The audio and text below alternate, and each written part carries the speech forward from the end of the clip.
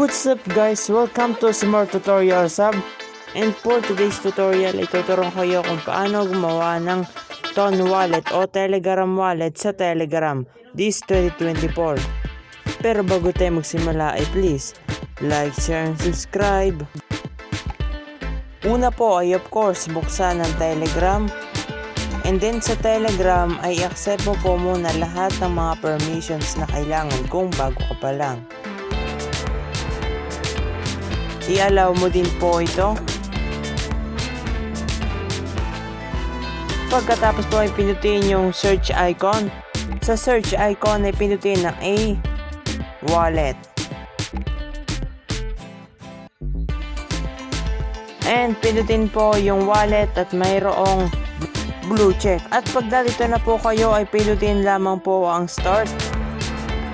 And may magre-reply po at pinutin ang open wallet. And pinutin po yung check and then click continue. And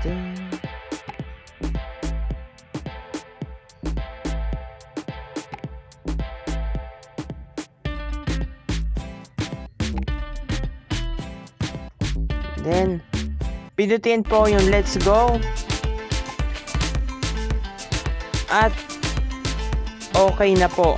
Nagawa na ang aking Ton Wallet at super delay lang nito, di ba?